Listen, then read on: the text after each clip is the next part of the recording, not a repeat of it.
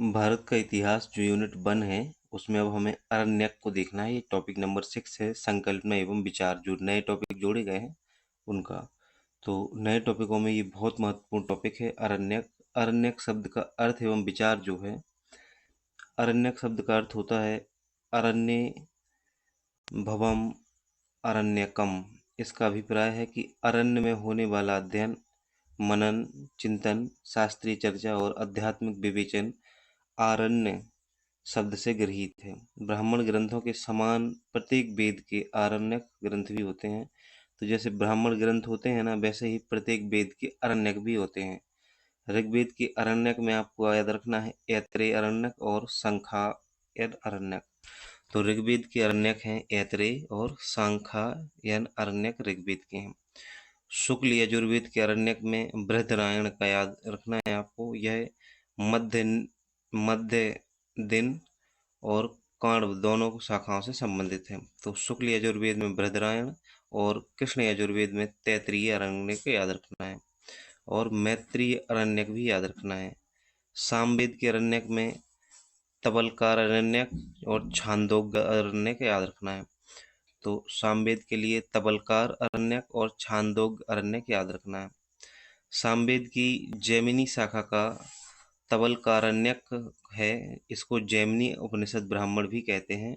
सामवेद की कौथुम शाखा का पृथक आरण्यक नहीं है।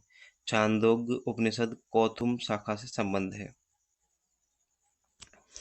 अथर्ववेद के आरण्यक की बात करें तो गोपथ आरण्यक जो है अथर्ववेद का है। वस्तुतः अथर्ववेद का कोई पृथक आरण्यक नहीं है। गोपथ ब्राह्मण के ही ब्रह्मा विद पटक कुछ अंशों को आरण्यक कहा जाता है। तो देखो, हमने देखा कि आरण्यक जो होते हैं, जैसे उपनिषद होते हैं ना, ब्राह्मण ग्रंथ होते हैं, वैसे ही आरण्यक होते हैं। तो ऋग्वेद के 2 आरण्यक हैं, ऐत्रेय आरण्यक और सांख्यायन आरण्यक। फिर हम शुक्ल वेद पर आए तो बृहदारण्यक याद रखना है आपको। यजुर्वेद में तैत्तिरीय और मैत्रायणी याद रखना है ना। तो कृष्ण यजुर्वेद का है तैत्तिरीय और मैत्रायणी, है ना। वहीं शुक्ल यजुर्वेद का है बृहदारण्यक, और सामवेद का है तबलकार आरण्यक और छांदोग्य आरण्यक, है ना। और फिर जब हम आगे बढ़े तो हमने देखा अथर्ववेद का है गोपथ। कौन सा है? गोपथ आरण्यक अथर्ववेद का है। बहुत सारे फैक्ट याद करने पड़ेंगे प्रीलिम्स के लिए, इसलिए आपको रिवीजन करते रहना है। ऐत्रेय आरण्यक में इसका संबंध ऋग्वेद से है। ऐत्रेय के अंदर 5 मुख्य अध्याय आरण्यक हैं। इन्हें प्रपाठक भी कहा जाता है। तो ऐत्रेय आरण्यक का संबंध ऋग्वेद से है। ऐत्रेय के अंदर 5 प्रमुख अध्याय हैं। इन्हें प्रपाठक कहा जाता है। प्रपाठक अध्यायों में विभक्त है। इसके प्रथम 3 आरण्यक के रचयिता ऐत्रेय, चतुर्थ के आसलायन और तथा पंचम के शौनक माने जाते हैं। सांख्यायन आरण्यक जो है, इसका संबंध भी ऋग्वेद से ही है, और ऐत्रेय आरण्यक के समान ही 15 अध्यायों 137 खंडों में विभक्त है।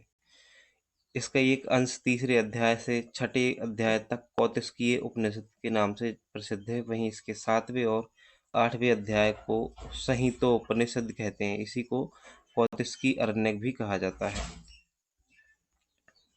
अगला है तैत्तिरीय आरण्यक। यह कृष्ण यजुर्वेद तैत्तिरीय शाखा का आरण्यक है। किसका है? कृष्ण यजुर्वेद तैत्तिरीय शाखा का आरण्यक है। इस आरण्यक पंच महायज्ञ का वर्णन मिलता है। तो तैत्तिरीय आरण्यक में मिलता है पंच महायज्ञ का वर्णन।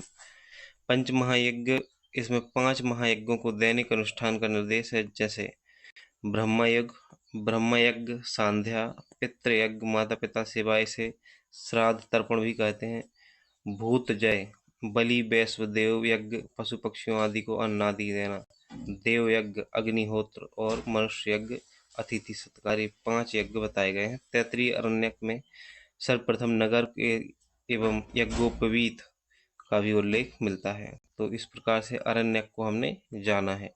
इसको आपको रिवीजन कर लेना है एक बार दोबारा से, तो सारी की सारी चीज़ें जो है कंप्लीट हो जाएंगी। छोटे छोटे से वीडियो हैं, 4 5 मिनट के वीडियो आ रहे हैं, क्योंकि टॉपिक भी छोटा छोटा है, तो जल्दी से कंप्लीट हो जाते हैं। एक बार दोबारा से देख लेते हैं। ऋग्वेद के आरण्यक हैं ऐत्रेय आरण्यक और सांख्यायन। शुक्ल यजुर्वेद का है बृहदारण्यक। कृष्ण यजुर्वेद का है तैत्तिरीय और मैत्रेय मैत्रायणी और सामवेद का है तबलकार और छांदोग। वहीं जो अथर्ववेद है उसका है गोपथ अरण्यक। कौन सा है? गोपथ अरण्यक। इतना याद रखना है। वीडियो को लाइक करना नहीं भूलना है और अपने दोस्तों में शेयर करना नहीं भूलना है।